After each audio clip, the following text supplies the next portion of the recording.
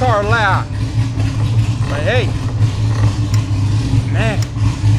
Woo! Man, what's wrong with this dude, man? These kids nowadays, man, can afford all these cars. Back in my day, we used to buy these Cadillacs, Pontiacs, and all these sweet rides. But you know, man, it is what it is. It is what it is, man. Hi. Oh man, you got some balls coming down here, bro. Look at you, looking all different. No, I'm back in town. Back in town, yeah. Like you just left 2 weeks ago or something. 8 years, bro. 8 freaking years. And where have you been? Huh? You know where I've been? Oh, yeah.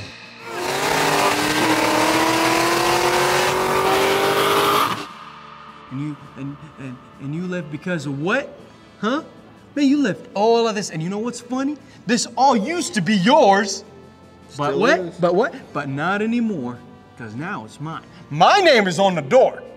My clients, my people. You know who paid for all of this, right? Man, you know you do a lot of talking, but all I see or remember is a guy that left 8 years ago. Wow. So you're really gonna do me like that, man? You know what's crazy? We grew up together. We were like brothers. And now look give me at some you. love, huh? Look at you, man, coming in here with your fancy suit, thinking you're like shit. Man, you tripping. Really You tripping do the like first that, bro. time. You know what happened 8 years ago. I see how it is. That's the day I see how it is. you were dead to me. You know what, man? Dead. Who paid for all of this?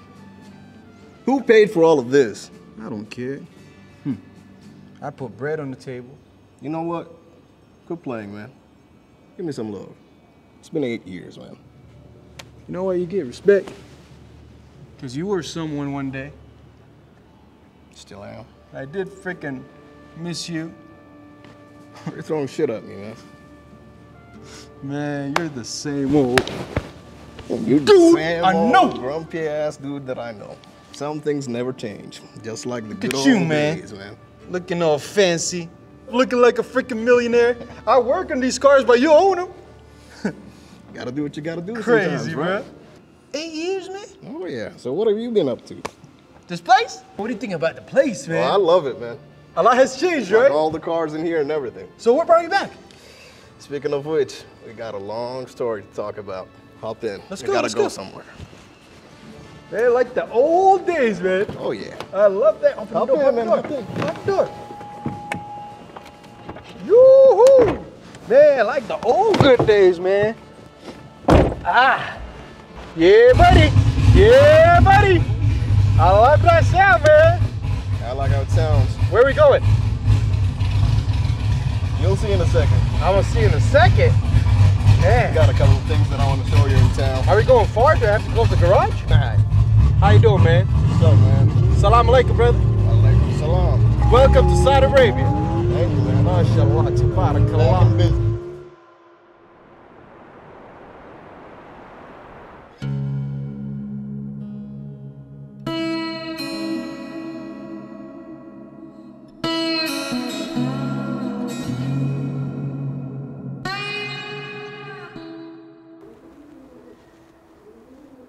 Man, why don't I remember this place? You really don't remember? Not really. This is where it all started for me, man. There's a long story about this place. Why can't I remember any of this? You were young then. Oof. Time does go fast, huh? Time flies by. Gosh, hey. 8 years, man. لسه تتكلم عربي ولا نسيت؟ ولد المدينة يا أمي. اوكي.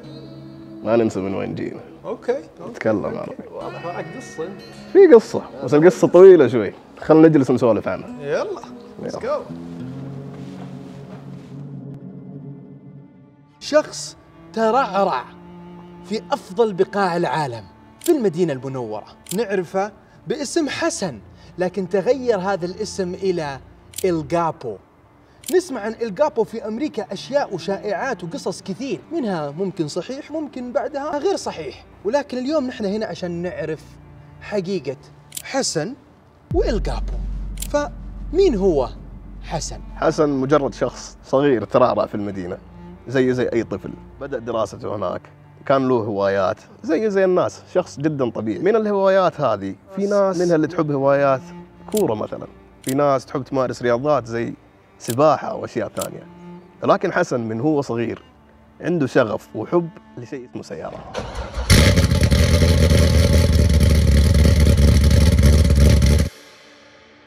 يعني أنا من الناس اللي من كنت صغير أحب أشوف السيارات، أحب أقرأ المجلات اللي فيها سيارات، لدرجة إنه حتى الجرائد اللي كانت فيها إعلانات سيارات للبيع أفكها وأشوفها وأقول والله نفسي في هذه السيارة، إن شاء الله يرزقني بهذه السيارة وحاجات زي كذا. طيب في المدينة كيف تعمقت في هذا المجال؟ كيف تعلمت في بيئة ممكن مو منتشرة عندها ثقافة السيارات؟ طبعا أنا بدايتي كانت في السيارات بعد ما اشتريت سيارتي الأولى في الثانوية تقريبا. بديت أسمع عن ناس تعدل، بديت أتفرج مقاطع في اليوتيوب عن ناس يعني شغفها سيارات، عندها نفس الشغف، عندها نفس الحب اللي أنا موجود عندي. بديت أتابع الناس هذه، بديت أشوف أقرأ كلامهم، أشوف شغلهم على السيارات، بديت أشوف الميكانيكية إيش يسووا، كيف يفك الماكينة، كيف. كم كان عمرك وقتها؟ تقريبا 18 سنة. 18 سنة، وبدأ توجهك من حب لقراءة الجرائد والمجلات في السيارات إلى تعمق، نقدر نقول شغف وهوس وجنون السيارات. هذا كان البداية في المدينة المنورة. مضبوط. بعدها وش صار؟ هل أنت درست؟ يعني وش صار بالضبط؟ طبعا أنا ابتديت بعد الثانوي دراسة في ينبع، درست ميكانيكا. حلو. تعلمت شويتين عن الميكانيكا، مع أنها ما كانت تتعلق كثير بالسيارات، أغلب الناس حسب أن الميكانيكا سيارات توجهك، لا أنا تخصصي كان تصنيع. فمن هناك شوي بديت أقول يا حسن طب أوكي أنت بتدرس دحين في شيء أنت تحبه، ليش ما تطبق العلم هذا اللي عندك في شيء ينفعك؟ طرحت الفكرة على واحد من أصحابي اللي كانوا معي موجودين في المدينة اللي يشاركني نفس الشغف هذا، وقلت له إيش رأيك نمر في يوم التسليح نشوف لنا ماكينة فاضية خربانة ما حد يبغاها، شيء مرمي، نشتريها ونرجع نشوف كيف نفكها، نسوي نفسنا مهندسين يعني. ممتاز. فاخذنا الماكينه هذه من التسليح وديناها البيت، بدينا نحاول نفكها. الماكينه الله لا يوريك شيء وسخه، باين انها قاعده في التسليح. ما عندكم اي علم مسبق؟ ما في اي علم ولا نعرف كيف نفكها، ولا يا دوب في عده، بس نبى نتعلم. نبى نكسب خبره، نبغى نشوف كيف الناس تسوي الشيء هذا، كيف تطور الهوايه هذه. وبعد المرحله هذه وش صار؟ بعد المرحله هذه الحمد لله اتميت دراستي وبديت اشوف انه عندي سياره انا دحين. طب كيف اقدر انا اعدل عليها؟ مع انه انا يعني ماني من الناس اللي معايا فلوس كثير، طالب جامعي. يعني قصدك نعدل شكلها او نعدل سرعتها؟ يعني وش قصدك نعدل؟ من ناحيه تعديل انه ابغى السياره هذه تتميز، من سواء من شكل، سواء من قوه، سواء من اي شيء. بس في ذاك الوقت انا ما عندي علم عن الاشياء هذه كلها، ما اعرف ايش معنى كلمه تعديل. اسمع في ناس حقون تعديل، في ناس يسووا لكن ما اعرف ولا افقه شيء فيها. طيب السياره جاي من الوكاله يعني معايير سلامه وامان، ليش تعدل؟ يعني انت ممكن لبعض الناس انت تخرب، مو تضبط. لبعض الناس انت تخرب، وهذه واجهتها كثير، ولكن في شيء انت عندك هوس فيه لازم تتعلم فيه. كلنا لازم نتعلم في مرحله في الحياه، ما حد بيطلع من بطن امه متعلم. صحيح. فنستغل الشيء هذا في شيء ما راح يضر احد. ايش الشيء اللي تعلمته يعني؟ اتعلمت كيف ابدا اصلح اشياء مره بسيطه في الماكينه، كيف اغير بواجي، كيف اغير بريكات حقت السياره، كيف اعرف اغير زيت، حاجات زي كذا. بدايه كل شخص يحب الهوايه هذه. فشوي تطور الوضع. اهلي مسكوني على جنب قالوا يا حسن اوكي انت تخرجت من الجامعه هذه بالتخصص هذا، بس انت قاعد في البيت، ليش قاعد هنا؟ ليش ما تطلع تدرس تسوي شيء تجيب لك شهاده محترمه؟ هذا الكلام عام كم؟ هذا الكلام عام 2014 تقريبا، فقبل 8 أو 9 سنين من الان. عموما فكرت في الموضوع، قلبتها. الفترة هذه كنت بطبق في شركة تحت التخصص حقي، اتدربت شويتين، اتعلمت كيف تشتغل زيادة، كيف تطبق العلم اللي عندك هذا، والله كتب الحمد لله وتيسرت الأمور، وجاتني سفرة على أمريكا على أساس إني بطلع أدرس لغة وبدور لي جامعة تقبلني هناك. حلو. ونكمل دراستنا إن شاء الله.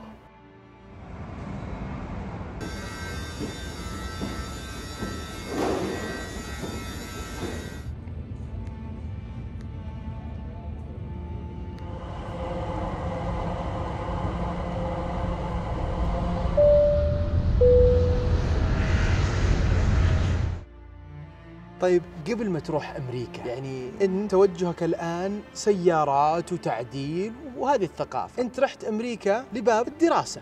وش رحت تدرس؟ وين كنت؟ أي ولاية اخترت؟ طبعا رحت انا اكمل على الشهاده حقتي ميكانيكا، لانه انا كان عندي دبلوم ميكانيكا وقتها، فكان طموحي انه اصير مهندس، يصير عندي بكالوريوس ميكانيكا.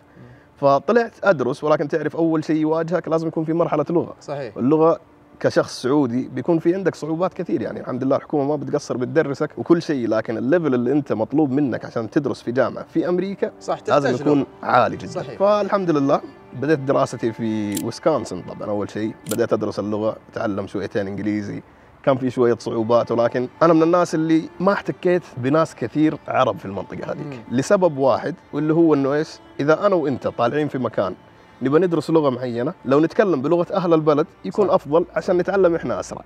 صح. فدرست في ويسكونسن تقريبا حول 5 شهور، خلصت فيها مرحله اللغه وتميتها والحمد لله. بدأت افكر طب فين الجامعات اللي حروح ادرس فيها؟ انا الى الان ما عندي قبول، يعني انا دارس على حسابي الخاص، ما اعرف فين اروح. فكيت مواقع اشوف الجامعات اللي فين، والله كتب اني انقل على تكساس في مدينه جدا صغيره اسمها لوبك تكساس. طبعا المدينه هذه لو تفك الخريطه يمكن ما تشوفها من كثر صغرها. صحيح. مرت الايام وسافرت انا والوالد الى لوبك تكساس من دالاس، طبعا على اساس انه ايش؟ نشوف وضع المدينه، ارتب اموري في الجامعه، تعرف لازم تستب الامور هذه كلها، لازم تجيب لك بيت، تجيب لك دنيا. صحيح. الامور اللي يمر فيها اي طالب. اي طالب مبتعث. نعم. مضبوط. فاول ما وصلنا على المدينه، وصلنا تقريبا على الساعه 3 في الليل، المدينه ما فيها احد، ما في شيء، منبسطه، ما في جبل، ما في مباني. صح. انا قلت انا فين كأنها جاي؟ مزرعه كبيره. انا في البدايه قالوا لي مدينه جامعيه، يعني قلت مدينه جامعيه، انا متخيلي انه في مدينه كبيره. صح. بس يوم شفتها انصدمت. المدينه شكله ما فيه الا جامعه، دخلت حتى من اطراف المدينه يا دوب لقيت لي فندق، قلت خلينا نريح الليله والصباح ان شاء الله خير. حين الصباح لا والله طالع والله في بيوت، بس الظاهر الكهرباء كانت طافيه في البيت. طبعا انا متعود على نظام السعوديه، الشوارع منوره، الدنيا كذا، لكن هناك ما في احد، ما في احد حرفيا. فالصباح اكتشفت انه لا والله في ناس، في حياه، في دنيا. مدينه تعتبر متوسطه الحجم، يعني سكانها حول 250,000. فبدأت في دراستي في الجامعه، ولكن كنت اواجه مشكله، انه المدينه هذه ما فيها مواصلات. طب انت كيف يا حسن حتوصل من البيت للجامعه؟ فضلت فتره امشي، كل يوم امشي تقريبا مسافه ساعه عشان اوصل الكلاس حقي، ساعه رايح ساعه راجع. ليه ما في باصات؟ الباصات في المدينه ذيك ما هي متوفره الا في مناطق معينه لازم تكون ساكن فيها. فاضطريت ايش اسوي؟ اشتري دراجه. هذه كانت اول صعوبه عندي، يعني انا كشخص في العشرينات من عمري وقتها اطالع راكب دراجه، تحسها صعبه. صح. ولكن شديت على نفسي شويتين ورحت اشتريت لي دراجه وبدأت امشي فيها كم شهر الحمد لله، الى ما ربي يسرها وانفتحت شويتين وانضميت للبعثه وقتها. فاول فكره خطرت في بالي انه يا حسن لازم تشتري سياره. طبعا انا ساكن في المدينه هذه، ما اعرف ولا شيء الا الجامعه وبيتي. فالله يسر الامور الحمد لله، واشتريت لي اول سياره في امريكا.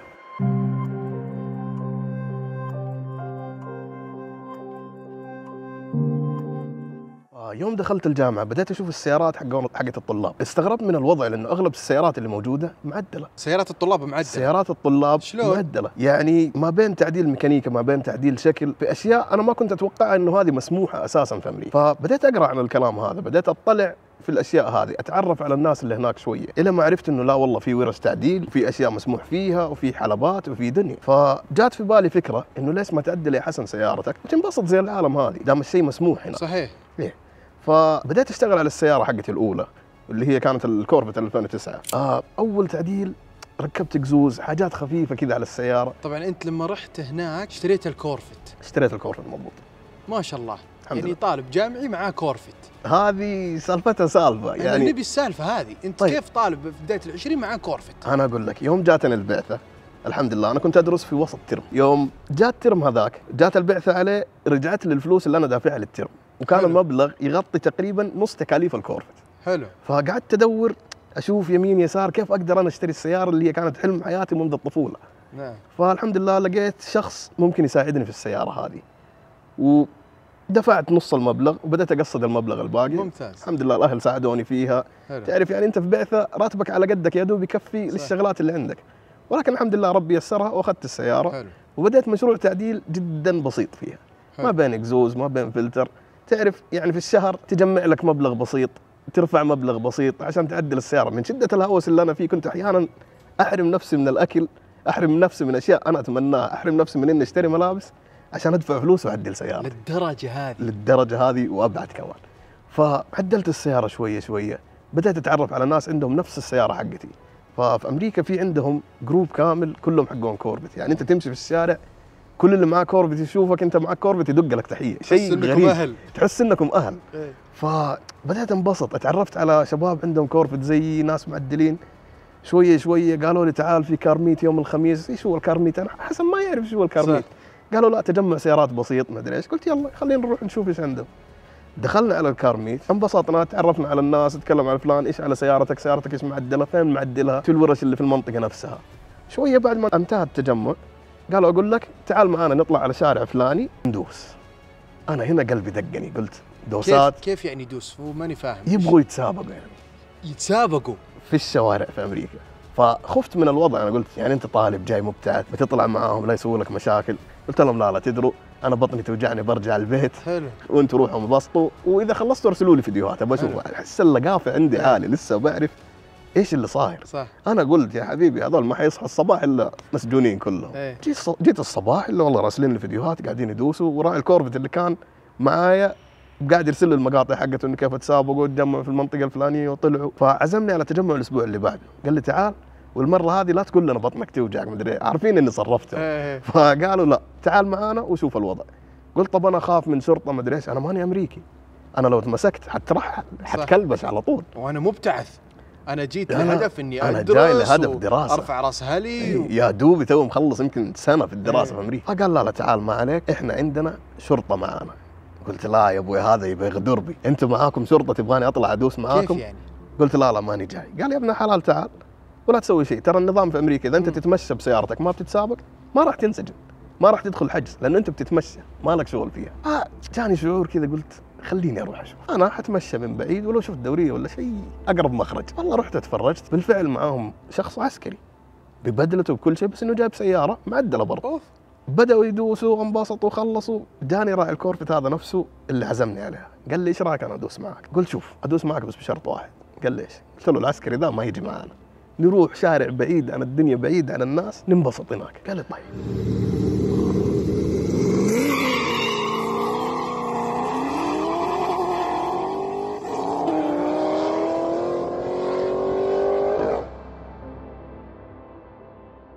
طب انت يعني في ناس تعدل وفي ناس تسوي الاشياء السباقات هذه اللي نحن نشوفها في الشوارع العامه تعتبر طيش. هي طيش، فيها خطر ومجازفه. انا عشان كذا حاجيك اي مرحله في الطيش وصلنا وليش الطيش هذا غلط. بدينا احنا في سباقات شوارع كانت تشكل شوارع عامه، كانت تشكل خطر على ناس كثير، ولكن الحمد لله يعني صحيح هو طيش وقتها، بس كنا نفكر نروح شارع فاضي ما في له احد عشان ما نضر احد. ولكن في نفس الوقت بعد فتره صرت اشوف الناس لا والله الناس بتتمسك، الناس بتصير لها مشاكل، بتنسحب رخصها، بتنسحب سياراتها.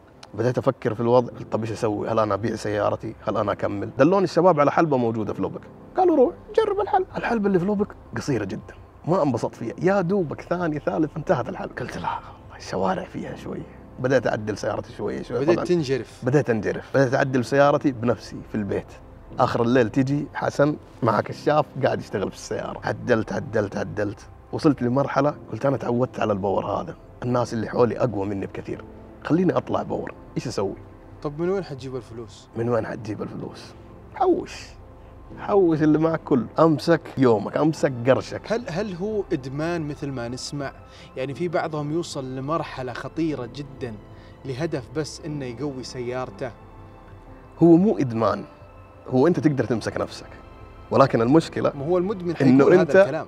كيف حتمسك يدك في الموضوع هذا؟ هل انت حتكون يدك فاكه كل شهر تبى تعدل؟ لا، انا من الناس اللي قعدت كل كم شهر اذا لقيت عندي مبلغ اضافي قاعد على جنب اعدل، قعدت ادور سبونسرز، قعدت ادور ناس تقدر تساعدني في التعديل هذا.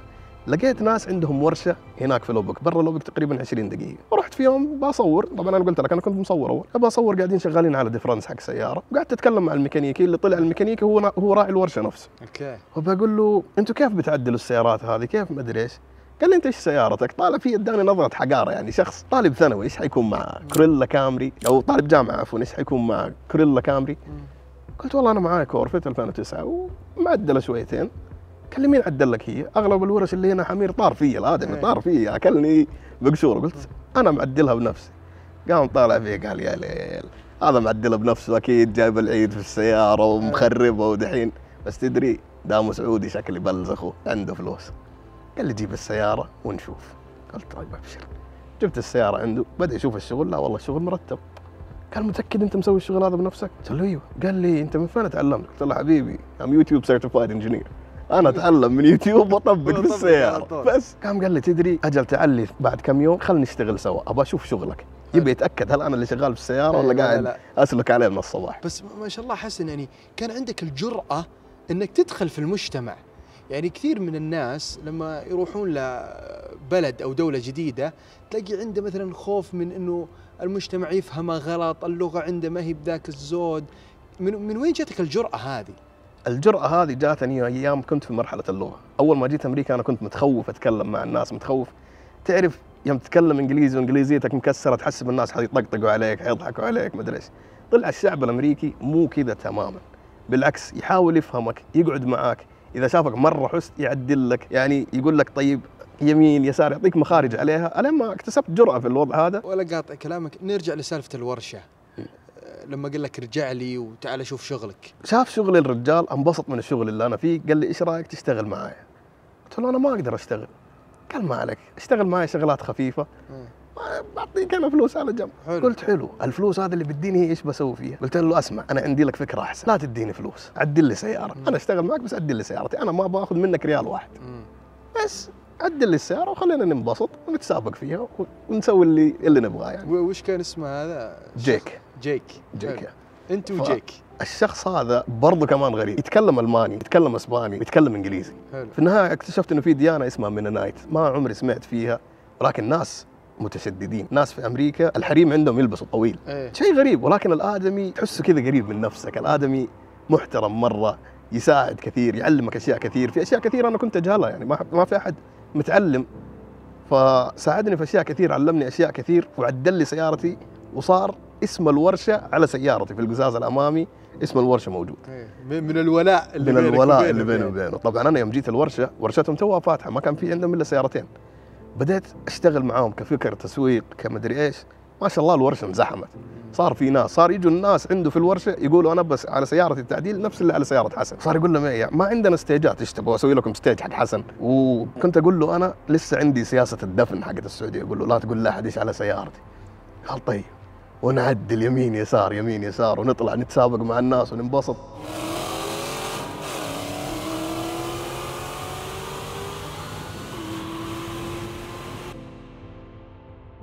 فترة إلى ما بدت نبي ولا قاطع كلامك، نوصل للمرحلة اللي حسن تغير.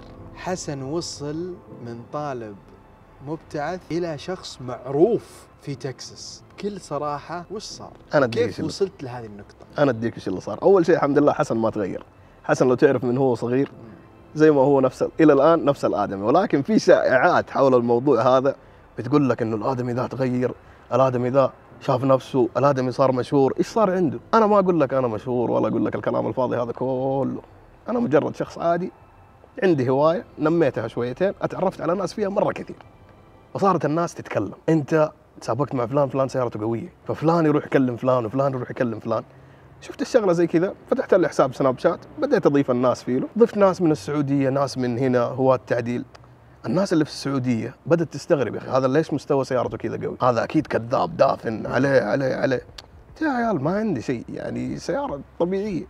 النهاية بالنسبة لي ترى حديدة يعني، بس حاجة أحبها. حسن صار له سمعة مو بس في الدائرة والمدينة اللي هو فيها، لدرجة إنه حتى اسمه تغير. لكن قبل ما تعطيني قصة الاسم، حسن أنت وش سويت؟ أنت طالب رايح تدرس، ترفع راس هلك، أنت وش سويت؟ رحت الورشة وبعدين؟ بعد الورشة طلعنا بسمعة قوية. طبعا الشيء اللي أنا بقول لك عليه شيء الناس اللي طالعة المفروض ما تسوي. حسن أنت قلت لي حتصرح بأشياء ما صرحت فيها في أي منصة قبل كذا، فبدون لف ودوران نبي الزبدة. نديك الزبدة. عطني الزبدة. بدينا في مرحلة من كثر الدوسات اللي تصير اسمي طلع مرة، فصارت الحكومة اللي هناك تدور على حسن فين السعودي هذا اللي معاه الكور. حلو. جات فترة يجي التجمعات يراقبوني من بعيد، يشوفوا دوسات المقاطع اللي بتنزل، الناس اللي بتصور، قالوا هذا الآدمي لازم نصيده، يمين يسار وين ما تروح بنصيدك. أنا هنا دخلت في مرحلة قلت أنا سيارتي قوية، إيش بيوقفني جيمس حكومة؟ إيه خلاص طنخت أنت. أزبن قاعد أدوس مع ناس كبيرة في البلد يعني، بس كم مرة حصلت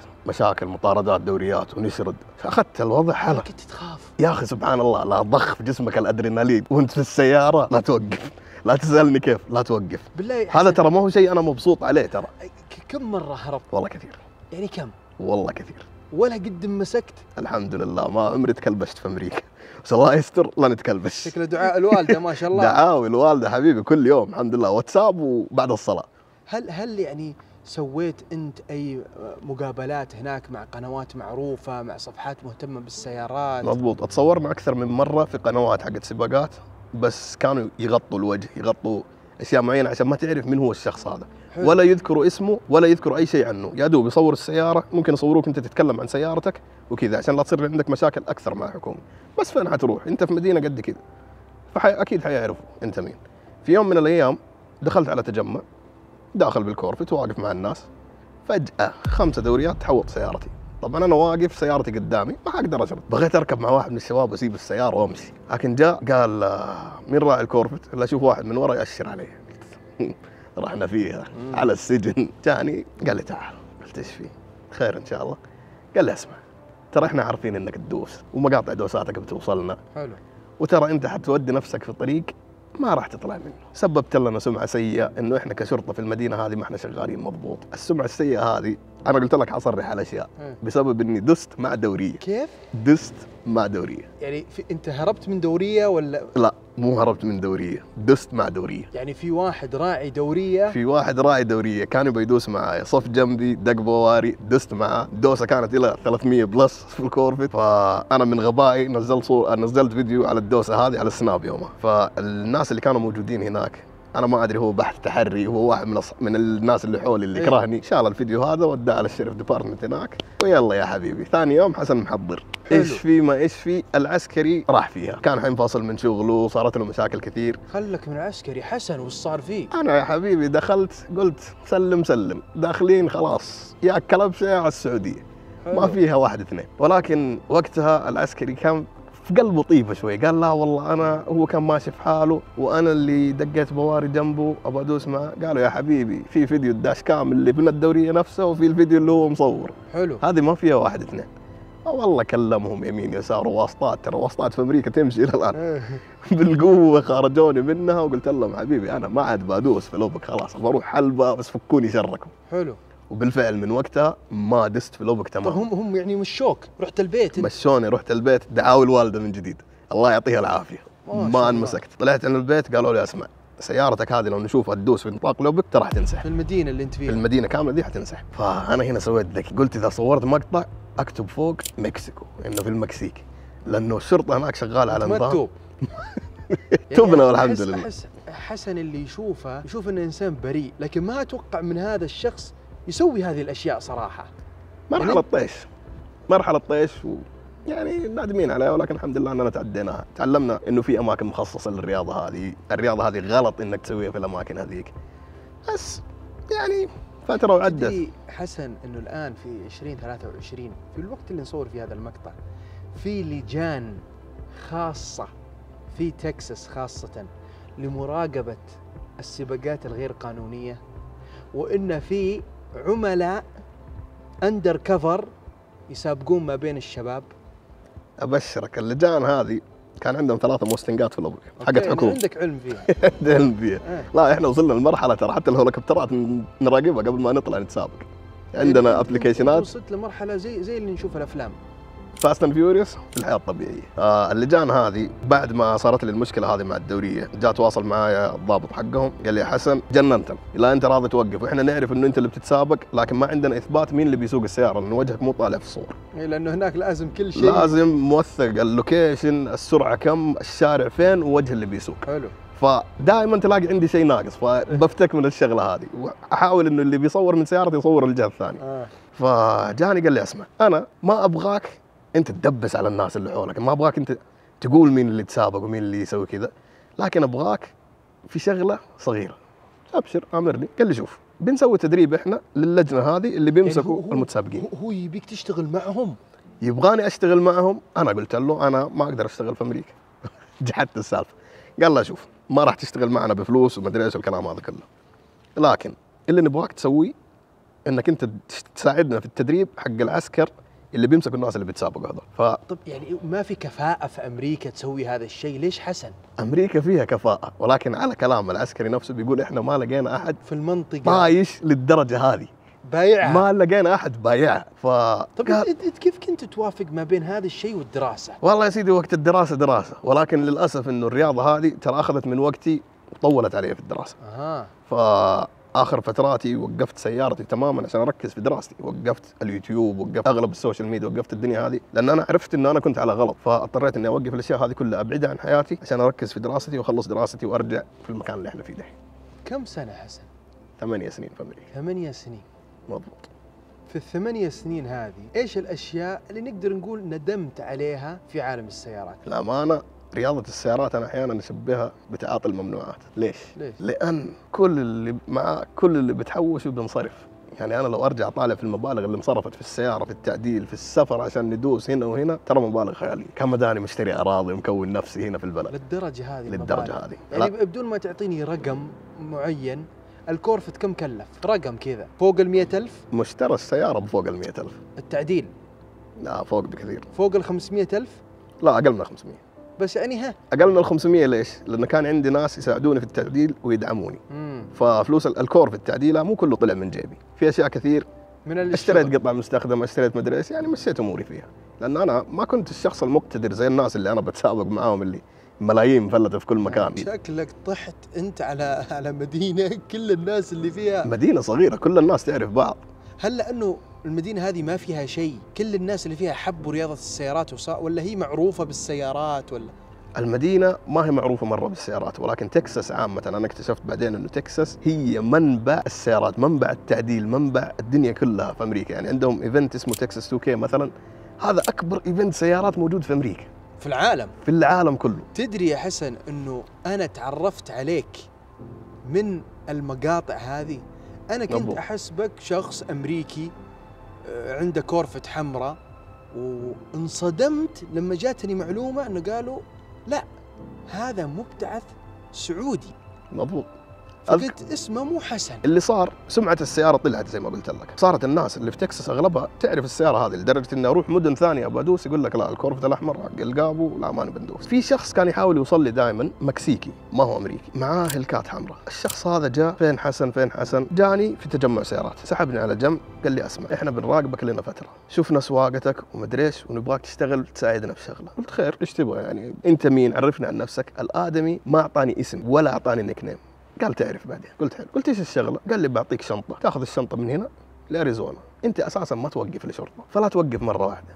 نغزني قلبي، قلت الشنطه ايش فيها؟ قال اسمع خليك من الشنطه ايش فيها، انا اعطيك $10,000 وانت طالع، و$10,000 وانت راجع، واعطيك 5,000، وايش تبغى؟ تبغى اعدل لك السياره بزياده؟ بس اقول لك لا لا حبيبي انا ادمي، الدرب هذا مالي فيه، ابعد عني وفكنا من شرك. سحبت عليه، ولكن مشكله الناس هذه عندها اصرار، صار يجيني كل مرة خلاص يا آدم يفكر. اكتشفت بعدين انه ولد عمه أكبر تاجر مخدرات في المكسيك، مطلوب الى يومك هذا بمبلغ فوق ال 15 مليون. فانا حسن طالب سعودي جاي ادرس، ايش دخلني باكبر تاجر مخدرات في امريكا؟ مو انت دخلت نفسك في المعمعة هذه. حلوين. البيئة اللي كانت حولك وتحتويك هذه انواع الناس اللي فيها. الشخص هذا ما كان له دخل بالعيله اللي كنت ساكن عندها، ترى الشخص هذا جاء من مجرد سمعه طلعت في امريكا على السياره. فالشيء الغريب انه اكتشفت انا بعدين ان الناس اللي هناك تنظر للاشخاص الصغار في السن، اذا انت ما انت في الاربعينات وانت معدل زي كذا اغلبها يقول لك ايش؟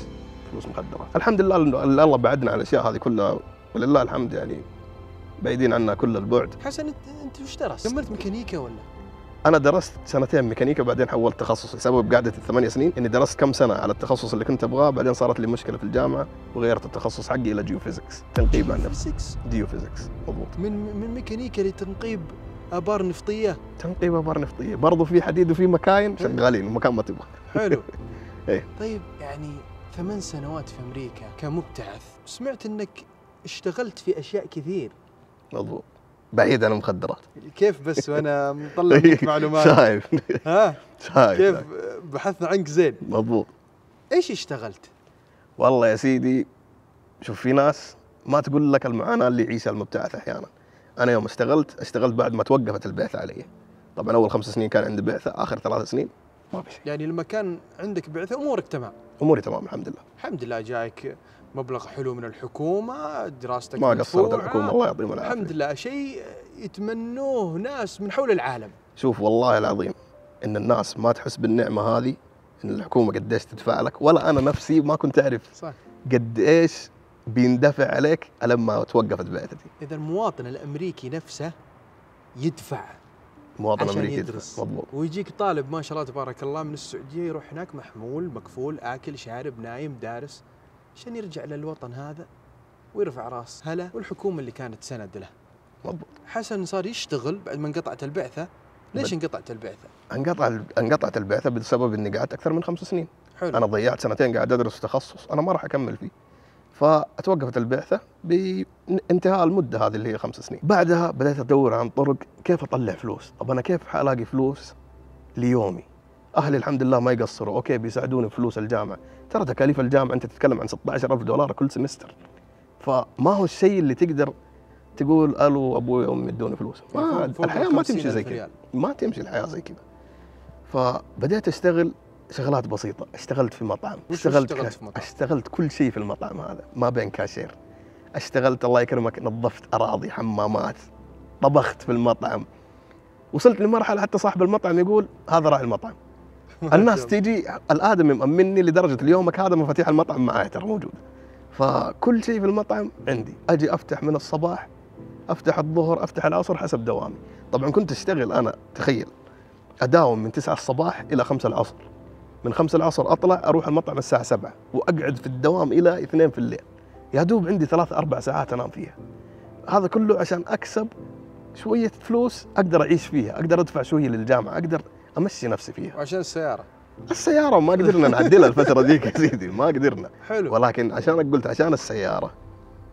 بعدها بفترة أتعرفت على شخص ما شاء الله جدا مرتاح. الآدمي كان يحتاج مصور، وأنا قلت له كان عندي خبرة تصوير ومدري ايش، فجيت تكلمت قلت له اسمع أنت عندك ورشة كبيرة، الورشة ما شاء الله فيها أكثر من 20 سيارة هو معدلها، الآدمي كبير في السن. قلت له شوف أنا ما أبغى منك فلوس، لا تديني فلوس، نفس ما سويت مع الورشة الأولى. نبي القطع. نبي القطع. قال اسمع القطع إذا هي مستخدمة من الورشة خذها. حلو. ولكن إذا كانت جديدة شوف لي أنت كم سعرها وديني نص السعر، أنا أكمل لك النص الباقي. قلت حلو. سالفة السيارة ودبرناها، متى ما دق علينا يبغى تصوير رحنا صورنا وطلعنا شوية فلوس للسيارة، وقاعد أشتغل في المطعم في نفس الوقت عشان يومي وأدرس في الصباح. ما شاء الله. فاستمريت على الحال هذا تقريبا 2 في النهاية بدأت أشوف إن أنا مستواي الدراسي بدأ يرجع، يعني أنا ما عندي وقت كافي إني أدرس أنا في البيت، ما عندي وقت كافي إني أسوي شيء، حياتي صارت كلها دوام سيارات جامعة الصباح. طب أنت متى حتذاكر؟ متى حتشوف اختباراتك؟ متى حتشوف الدنيا هذه كلها؟ أنت طولت في أمريكا لك كم سنة، الوالدة تدق حسن فينك؟ حسن متى ترجع؟ اكلم الوالد، الناس اللي هنا يكلموا الوالد حسن متى راجع؟ يقول لهم حسن مو راجع، حسن راح. فدقيت عليهم طمنتهم قلت لهم لا يعني انا كانت عندي مشكله معينه ولكن ان شاء الله شغال على حلها، فالفتره هذه اعطوني شويه وقت بضبط اموري ان شاء الله وبخلص دراستي. الوالد والشاهد في الموضوع ما شاء الله عليك انك تخرجت مو اي تخرج، تخرجت بمرتبه شرف الحمد لله. فما شاء الله حسن يعني كافحت قصه كفاح، ودخلت في الشعب الامريكي وتعمقت فيه مره. مضبوط. يعني حتى لدرجه ما شاء الله لكنتك الاكسنت كانك واحد منهم. انت تذكرني بيوم ارسلت لي انت رساله فيه اول ما تعرفت عليه، قلت لي انت مستحيل تكون سعودي والاكسنت حقك زي كذا، انت اكيد يا انك امريكي او امك امريكيه او انت عايش في امريكا من زمان. صح. قلت لك لا ترى بالنسبه للغه كنت اتفرج ستاند اب كوميدي طول الوقت، اتعلم لغه الشارع وانزل في الشارع اكلم الناس. صح. يمين يسار، اقضي اغلب الوقت برا اتكلم مع الناس واتعلم منهم. فهذه الشيء الوحيد اللي ساعدني في اني اكسب اللغه. حسن من وين جاء اسم الجابو؟ وش ونحن ما نعرف حسن في السوشيال ميديا، نعرف الجابو. مضبوط. خاصه في امريكا وفي تكساس تحديدا. وش قصه الاسم هذا؟ قصة الاسم هذه طلعت من كثر الدوسات اللي صارت، الجاب اللي هو المسافة بين السيارات. الجاب اللي هو المسافة. الجاب المسافة بين السيارات، فيوم ما كنا نقدم على السيارات يقولوا أعطاه جاب، فجاب ورا جاب، دوسة ورا دوسة ودوريات ودنيا، طلعوا علي الاسم هذا الجاب، وأنا قاعد أقول إيش الجاب يعني ما هي كلمة إنجليزية أساساً، إيش هذا؟ فشرحوا لي الشباب الموضوع، قلت الجاب يلا، صرت مكان ما أروح هناك في تكساس الجاب جاء الجاب راح. غيرنا الاسم على السناب، غيرنا الدنيا كلها، صارت الجابو. فكثير من الناس ما يعرفني ترى باسم حسن، يعرف مجرد الجاب. كم سنة اشتغلت على الكورفت؟ يعني انت اشتريتها عام كم؟ في 2016. يعني ما شاء الله كم سنة تقريبا نتكلم؟ 6 سنوات؟ 6 سنوات مضبوط. رجعت انت الان الى المملكة العربية السعودية. وين الكورفت؟ الكورفت يا سيدي عليها مشكله من كثر الافلام اللي صارت. مشكله فيها جرجره محاكم هناك، فيها دنيا. يعني نفهم ان السياره ما جات. السياره ما جات، ولكن يوم اقول انا مشكله جرجره محاكم ترى مو علي انا. ها. السياره في المشكله اللي عليها من المعرض اللي اشتريته منه في سنه 2016. راعي المعرض ما دفع الفلوس، صارت بيني مشكله، اعلن افلاسه، فما كان عندي استماره للسياره الفتره هذه. يعني لانك انت دفعت وقتها زي ما ذكرت انك دفعت نص المبلغ وقسطت الباقي. كنت تقسط نص. مضبوط. فكانت هي لسه على اسم الوكاله نفسها. بالضبط. او المعرض بالضبط. هذا. والمعرض اعلن افلاسه في فتره كورونا، فتقفلت الدنيا، ما في حد تواصل معه. بديت ادور محامي عشان اطلع اوراق سيارتي، لانه سيارتي اوراقها مدفوعه بالكامل، عندي بيل اوف سيل، عندي كل شيء يثبت انه السياره حقتي، لكن استماره ما في. في يوم من الايام جاني اتصال: السلام عليكم، معك البنك الفلاني، السياره هذه فينا؟ نبغاها. كيف السياره هذه فينا؟ انا دافع عليها دم قلبي، اللي قدامي واللي وراي، وعندي ورقه مبايعه وكل شيء. قالوا السياره هذه لو شفناها بنسحبها. طب ايش اسوي؟ وقالوا ترانا نعرف انه السياره هذه موجوده في المكان الفلاني. حلو. فكرت، قلت الكورفت فيها تراكنج ديفايس، فيها جهاز تعقب في مكان واحد، المرايه الخلفيه. وصلت عشان الاون ستار اللي عليه، اللي هو الجي بي اس اللي يراقبونك فيه. هو مو يراقبوك، هو جهاز عشان تحديد موقع، لو لا سمح الله صار عليك حادث، صار عليك شيء، كانوا يراقبوني منه. ففصلت المرايه الخلفيه بكاملها، حطيتها في مكان بعيد، وصرت اوقف السياره قسما بالله كاننا عايشين عيشه حراميه، مع انه سيارتي دم قلبي. السياره ما اوقفها الا جوه جراج، اوقفها على سطح. هناك يقدروا يروحوا ياخذونها ويمشون. السياره ملكهم. فاوقف السياره جوه جراج، ادور واحد من اصحابي اوقف سيارتي عنده، اروح احط السياره على سطحها، لدرجه اني ادخل مطعم اكل عيني على السياره لازم طول الوقت عشان لا تروح السياره. فوصلت الى مرحله قلت يا عمي الى متى هذا التعب؟ كلمت محاميين وللاسف ما توصلنا لاي شيء. ففي النهايه قلت يا سيدي انا ماني فاضي لجرجره محاكم، انا وراي رجعه للسعوديه. شلت القطع اللي عدلتها من السياره، وقفت السياره في مزرعه، واختفت اليوم كذا. على طاري السعوديه، حسن تخرج الحمد لله. الف مبروك. الله يبارك فيك. ورجعت. مضبوط. وش الهدف؟ يعني انت الان رجعت بعد فراق 8 سنوات. تغيرت الدنيا. تغيرت الدنيا لدرجه ان حسن راجع لنا بطاقيه كاوبوي. لازم. حقت اهل تكساس هذه. هلا وش التوجه الجديد؟ هل انت ترجع هنا تعدل؟ هل انت بتثقف الناس حول المجال؟ يعني هل انت بتشتغل؟ يعني حسن الان وش بسوي؟ حسن الان من ناحيه التعديل، اول شيء انت لازم تعرف ان التعديل هنا مو زي هناك حبيبي. هنا في حلبات لازم تكون السياره تمشي في الحلبه، ما حتمشي في الشارع. فحسن اذا حيبدا مشروع تعديل قريب ان شاء الله راح يكون مخصص للدراج ريس في الحلبه، زي حلبه ديراب مثلا او الحلبات الثانيه الموجوده هنا حول السعوديه وفي السعوديه نفسها. ففي مشروع ان شاء الله جاي في الطريق، بس خليه شويه على الساكت نتفاهم فيه له بعدين. اما بالنسبه لي حركاتكم انتم يا حق لازم السيارات على الساكت، على الساكت، وما فيها غير ودافن شريحه ومدري وش. لا ستوك براغ الوكاله. فحاليا قاعد ادور على وظيفه، بشوف لي مكان اشتغل فيه ان شاء الله، ان الله كتب. في مجالك؟ في مجالي جيوفيزكس، سواء جيوفيزكس او ميكانيكا. حلو. ففي فكره انه لو لا سمح الله ما ضبطت الامور، ما قدرت ان اتوظف على المجال اللي ابغاه، لا ان شاء الله ربي. في كم واحد من الشباب اللي انا بديت معاهم تعديل من السعوديه. وهذا اللي كنت بسالك، ليش حسن ما يفتح مثلا مكان يثقف الشباب بالطريقه الصحيحه؟ لانه ما شاء الله عندك خبره يعني. مضبوط. وليش ما يصير هذا توجه او بزنس ممكن تربح منه؟ عرفت؟ توعي الشباب انه القصص حقتي هذه ما هي للشو اوف، انه شوفوا انا ايش سويت وشوفوا زي المقاطع اللي نحن حاطينها على الشاشه، وانما انت مريت بمرحله شدتك، لكن وصلت لمرحله يعني اكيد في قصص كثير لافلام هنديه خلتك تصحى شوي. مضبوط. انه اللي انا قاعد اسويه غلط. يعني متى اول موقف حسيت انه والله انا قاعد اسوي شيء غلط؟ اول موقف صار كنا طالعين من الحلبة في لوبك، وواحد من الشباب سبقنا، طالع قدامنا وغاب عنا فترة 5 دقائق. فجأة اشوف لمبات في الشارع، الناس موقفة، ايش فيه؟ نزلنا الادم هذا اللي كان معنا قبل 5 دقائق يسولف يتكلم، متقلب في الخط، طاير من السيارة وتوفى. فهنا قلت انه لازم يصير في ريستريكشن شوي، لازم تهدي الوضع شوي. يعني في النهاية انت ترى مو بايع حياتك، انت مو بطل الشيء اللي انت فيه، الى متى بتقعد تمشي لي في شارع 300 350؟ وراك اهل حتى يعني بالضبط. دينك يحرم عليك بالضبط. ولا تلقوا بايديكم الى التهلكه. بالتهلكة. فيعني في بعض المعايير خاصه يعني ان كان هنا ولا في اي دول ثانيه، كشباب عندنا دائما روح البحث عن الادرينالين رش، ندور يعني الاشياء الحماسيه. لكن الحمد لله الان نشوف الحملات اللي قائمه بها الحكومه للسيارات المعدله، للممنوعات، هذه كلها عشانك وعشاني. بالضبط. عرفت؟ فالعلم يصاحبه الوعي. اي واحده منهم ما هي على نفس الكفه يضيع الانسان. شوف احنا في المدينه نقول دائما كل دقه بتعليمه.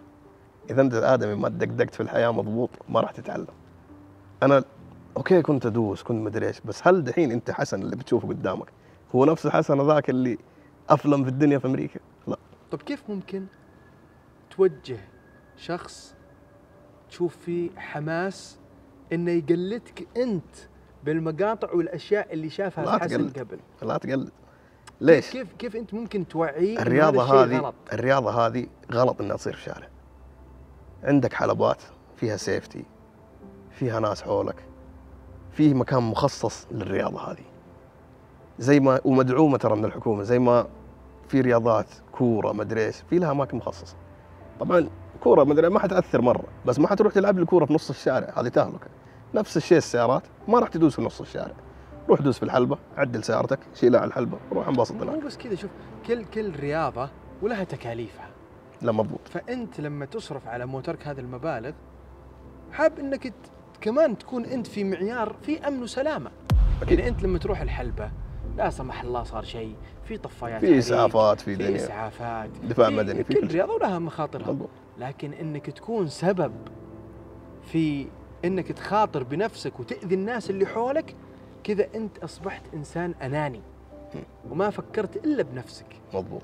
غير كذا ترى في السيارات المعدله نفسها اغلب التوجه دحين في الحلبات سيارتك لازم يكون جوتها في رول كيج عشان يحميك لو لا سمح الله. رول كيج اللي هو ايش؟ قفص حديدي جوا السياره يحمي السائق حوالين السياره كامله من الداخل، يحمي السائق في حاله انه السياره انقلبت لو لا سمح الله في حاله صار حادث. هذا لسلامتك انت.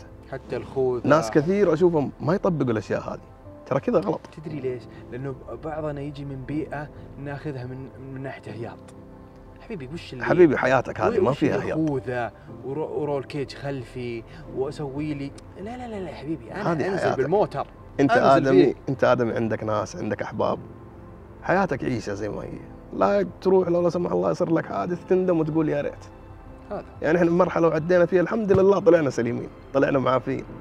فاتمنى انه الشباب كلهم يبتعدوا عن الشيء هذا، يبتعدوا عن دوسات الشارع. لا تحسب انه انا ترى قاعد احثكم عليها بالمقاطع اللي شفتوها قبل وكذا، لا والله لها مكانها، خليكم في مكانها وانبسطوا فيها.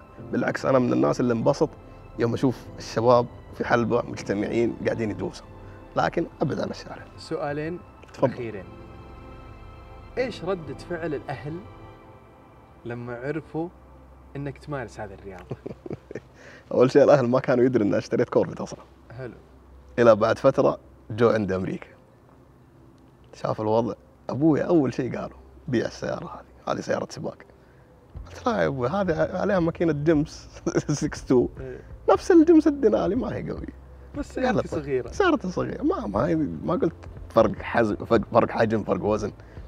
في يوم اخذت ابوي على الحلبة، ما ادري ايش وزن الشيطان وقلت له تعال ندوس يا ابوي.